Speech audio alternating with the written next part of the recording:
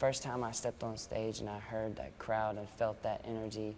And it's like I told you, you can't explain what it's like for one person to be feeling 60,000 people's energy. And when it's that strong, you know, and they're this intense, it's like, it's electric. It really, no matter how bad my back hurts or how sick I feel, when you step on that stage and you feel that energy, everything else goes away. I was on Star Search. I did do Star Search, all right? Let it go. What was your score? I got 3¼ stars. Who'd you lose to? Some girl who sang some Broadway song. We don't want to be anybody else. We want to be in sync, you know? I mean, wherever it takes us, you know, I think it's going to be in a positive direction because we surround ourselves with positive energy. We kind of halfway produce and direct every time we do something because usually it's our concepts, you know, that are used for the videos. But I mean, that's like everything else that we do. I mean, we direct our music, we help direct our videos. We're heavily involved in everything we do. So we put out music that we feel is us, and we feel we're taking our sound to a different place, you know, and that's what's important to us. You know, if we sell 2 records this first week, but we sell, you know, so many albums down the road, that's what's important, and we want to stick around for longer than the first week. When did you know that you wanted to do a solo album? Honestly, it's always been in the back of my head. It's always been in the back of my head since I was a little boy. That's why I felt the need to kind of, as an intro to the album on Like I Love You, at the end of the song, I felt the need to kind of let people know I have dreamed about this since I was a little boy. And that I never thought that the success of NSYNC would end up this way and that I would be able to do this like I'm doing it. And that's what that means. I think it'll do whatever it does. You know, that's kind of out of my hands. As far as I'm concerned, you know, I made the best possible record I could make, and I'm happy with it. I'm not gonna sit here and say it's the new sound and it's the whatever you want to call it. You know, it's just totally me and it's fun. I can't make that promise. It is fun. It's a fun record to listen to. So, You know, I think the most important thing for me was to just throw everything that had been what I was leaning on out the window and just start from scratch and create something that was just completely me. And I feel like I succeeded. You know, I knew when the album was done. I remember getting the last song done, and I was like, "This is it. You know, it's done." And I felt like I really portrayed who I was, and I think that was my only mission. Like I Love You was the first song that we recorded for this record, and I did it with the clips, and there was never a question in my mind that this should not be the first single. It was always, you know, this should be the first single. It sounded so original to me.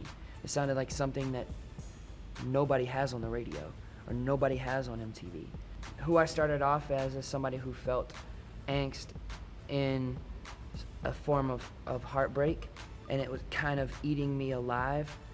And so the therapy came in throughout. It was like a whole big spa treatment. They just got better and better. And then at the end of the record, it was like this person who had let it all go and was like, I'm over it. I'm past it, and I'm in a good place. The public eye is the public eye, and everybody's kind of got an opinion. As far as the critics go and the media goes, I don't really worry too much about it. I don't let it change me. The things that are important to me are simple things. My family, my friends, and golf. That's about it. You know, and I love what I do. I think that's the most inspiring thing, is no matter what people are saying about you that is not true, you know, maybe that's the sacrifice you make for doing what you love to do, as far as this goes for me.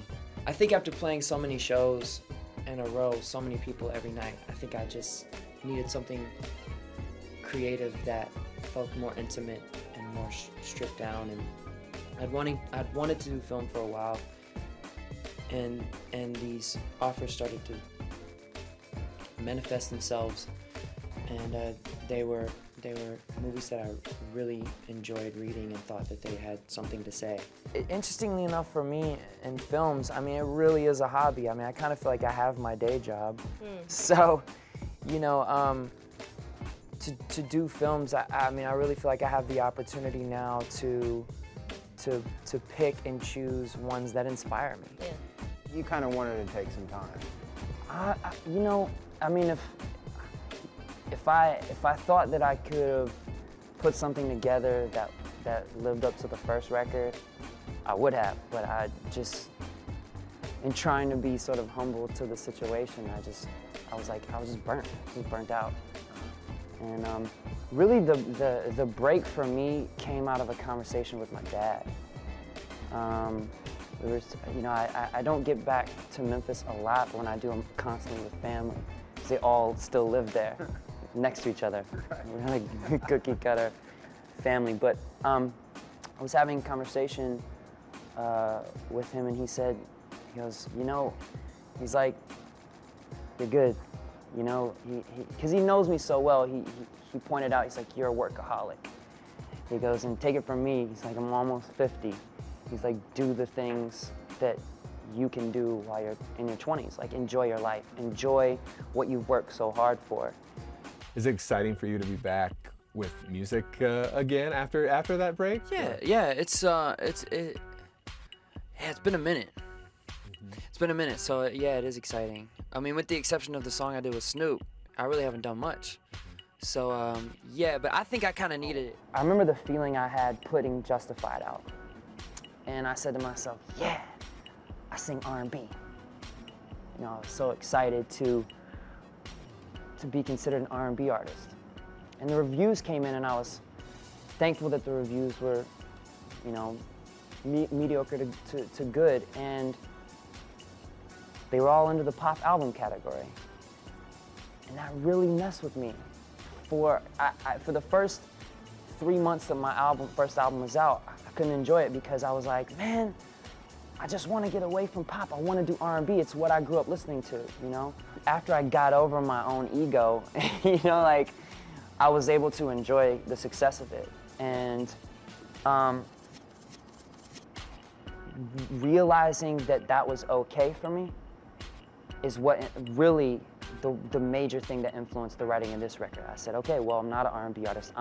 You know, it's important to try something and go for something, but it's also important to be humble to what everybody perceives you as. Apparently you're throwing a little show here tonight. What is this, a little party? It's a little something. Yeah. Just a little world tour. God. This is all for you. You're the boss here. You realize that. All these people here work for you. I know. Yeah. It's a daunting responsibility. Yeah. My goal, I mean, you see the stage and how big it is. My goal was to turn an arena into a club. I mean, I prefer to play clubs just because of the ambience and the intimacy. Yeah. And so that was the mission, was to try to make something this big feel that small. Is that even possible? Well, it remains to be seen. Yeah. We're putting a pretty good effort into it. So. Yeah. You saw it when we performed Sexy back on stage. I don't even have to sing. Right. I mean, and that's how you know you're onto something, is when it gets under people's skin so much. It's like that's what I made it for. Like, when the song first came out, everybody was like, oh, that's a cocky statement, but you see it now. You know, you see it now where everybody in that audience really feels what they're singing. You know, they're performing it. It turns it. I don't even have to be there, really. I could leave the stage at that point. It really turns into a club. I just believe the process is what it's really all about. And if you make the process what I was able to have the luck of tapping into with the first two, I think the end comes out the way it comes out. But for me, it is about the process. The discovery of whatever it's going to be that's the most fun part. I feel like everybody has a journey in life, and this is mine. I don't think that I would have been happier doing something else, going to regular high school, going to college. I can tell you right now, I'm not made for college, you know? I don't think I could last in a dorm with a whole bunch of other people. But I think everybody has a journey in life, and with that, every day. Everybody has a journey every day, and this is mine.